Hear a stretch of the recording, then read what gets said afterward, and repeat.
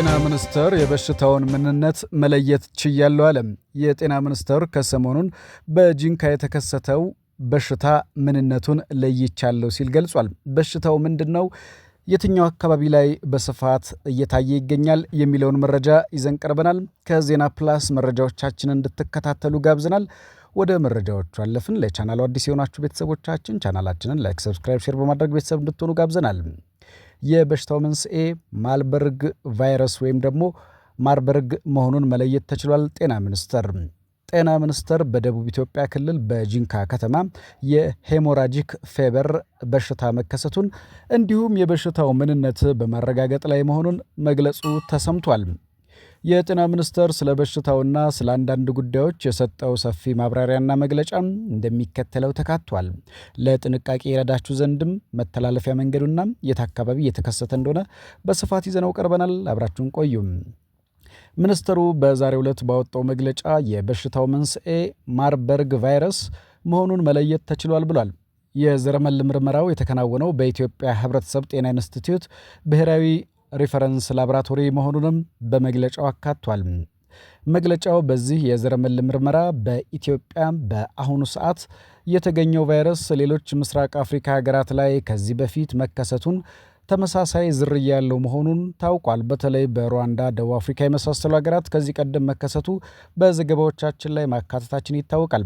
በተጨማሪም በዛሬው ዕለትም አዲስ የበሽታውን ምልክት ያሳየ ወይም በቫይረሱ የተጠረጠረ ሰው ያልተገኘ መሆኑን ሚኒስትሩ ያሳወቀ ሲሆን በአሁኑ ሰዓት የተለያዩ የሙያ ስብጥር ያካተተ ከፍተኛ ምላሽ ሰጪ ቡድን ወደ ክልሉ በመላክ የበሽታውን የመከላከልና የመቆጣጠር ስራዎች እየሰራው ይገኛሉ ሲል ጤና ሚኒስቴር ይፋ አድርጓል።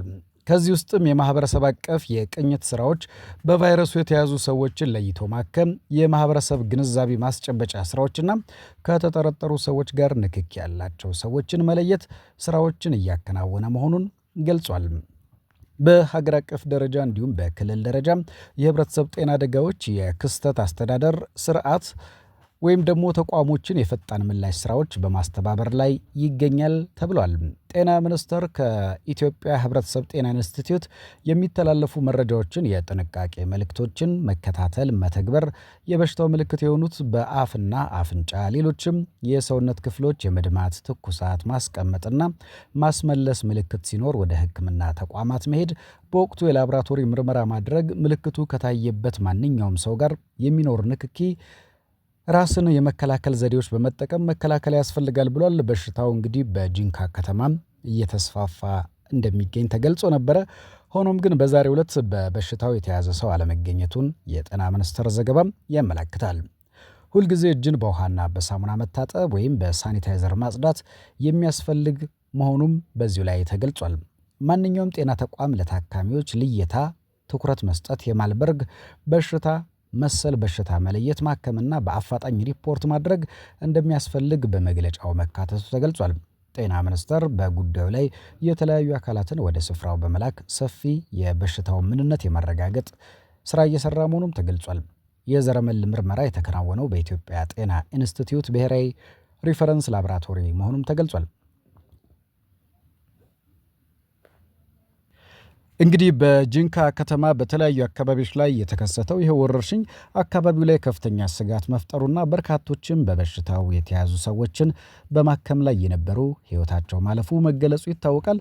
በተለይ እንግዲህ የበሽታውን ስርጭት ለመቆጣጠር የተለያዩ ስራዎች እየተሰሩ እንደሚገኙም የጤና ሚኒስቴር ዘገባ አመላክቷል። እንግዲህ የተለያዩ የጤና ባለሙያዎችም ወደ ስፍራው በማቅናት የተለያዩ የምርመራና ልዩ ልዩ የልየታ ስራዎች በመስራት ላይ እንደሚገኙ፣ በቫይረሱ የተያዙ ሰዎችም ተለይተው በመታከም ላይ እንደሚገኙ፣ በተለይ በሽታው የተያዘ ሰው ጋር የሚኖር ንክኪና ከበሽታው የተያዘ ሰው ጋር አካላዊ እንዲሁም ጾታዊ በተለያየ መንገድ የአፍንጫ የመሳሰሉ ፈሳሾች ጋር በተያዘ በሽታው የመተላለፍ እድል እንዳለው የማህበረሰብ ግንዛቤ ማስጨበጫ ስራዎችም እየተፈጠሩ መሆናቸውን፣ ንክክ ያላቸው ሰዎችን የመለየት ስራ መከናወኑ ተገልጿል። በአገር አቀፍ ደረጃ እንዲሁም በክልል ደረጃ የህብረተሰብ ጤና አደጋዎች የክስተት አስተዳደር ስርዓት ኢንሲደንት ማኔጅመንት ሲስተም ተቋሞች የፈጣን ምላሽ ስራዎችን በማስተባበር ላይ ይገኛሉ ተብሏል። ጤና ሚኒስቴር ከኢትዮጵያ ሕብረተሰብ ጤና ኢንስቲትዩት የሚተላለፉ መረጃዎች፣ የጥንቃቄ መልእክቶች መከታተል፣ መተግበር የበሽታው ምልክት የሆኑትን የአፍና የአፍንጫ ሌሎችም የሰውነት ክፍሎች የመድማት ትኩሳት ማስቀመጥና ማስመለስ ምልክት ሲኖር ወደ ሕክምና ተቋም መሄድ፣ በወቅቱ የላቦራቶሪ ምርመራ ማድረግ፣ ምልክቱ ከታየበት ማንኛውም ሰው ጋር የሚኖር ንክኪ ለጊዜው ራስን በመከላከል ዘዴ መጠቀም እንደሚገባ ተገልጿል። በተለይ በሽታው ተላላፊ መሆኑ ይታወቃል። ከዛ ባሻገር እንግዲህ በበሽታው የሚያዙ ሰዎች ጋር የሚኖር ንክኪም በተለይ በበሽታው ሕይወታቸው ያለፈ ሰዎች ወደ ጤነኛ ሰው የማስተላለፍ እድላቸው ሰፊ እንደሆነ ከሰው ወደ ሰው በሚተላለፍ ሁኔታም እንደሚጋባ በሽታው ተገልጿል። በተለይ በርካቶች በዚህ በሽታ መያዛቸውና ከታካሚዎች ጋር ወይም ደግሞ ከታማሚዎች ጋር በሚኖራቸው ግንኙነት ለህልፈት መዳረጋቸውም በጂንካ ከተማ የሚገኙ የጤና ባለሙያዎችም በበሽታው ሕይወታቸው ማለፉ በተደጋጋሚ መዘገቡ ይታወሳል።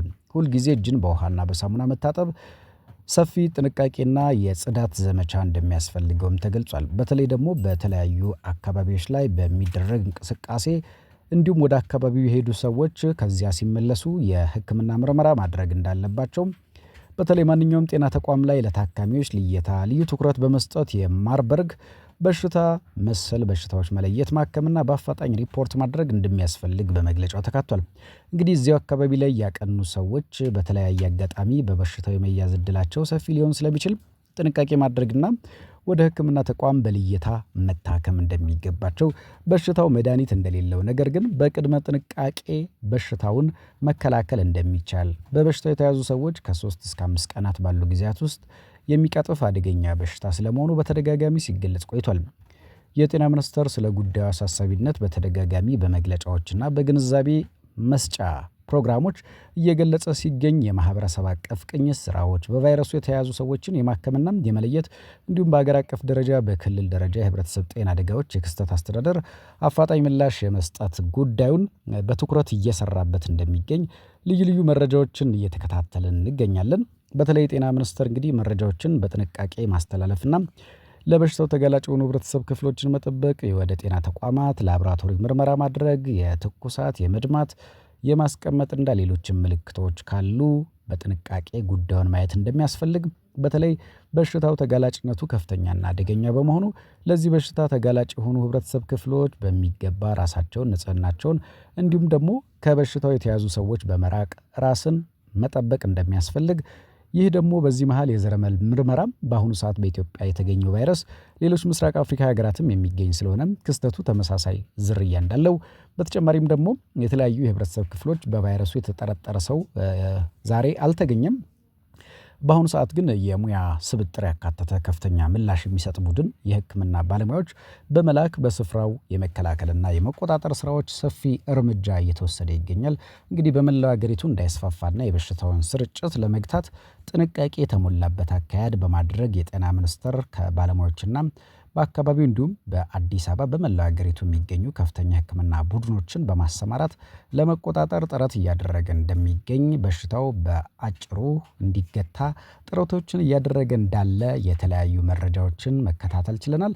ተጨማሪና አዳዲስ መረጃዎች ሲኖሩ ወደ እናንተ እናደርሳለን። በማንኛውም ሰዓት ለጤና እንዲሁም ማንኛውም ጥንቃቄ አስፈላጊ የሆኑ መረጃዎችን በፍጥነትና በጥራት እናደርሳችኋለን።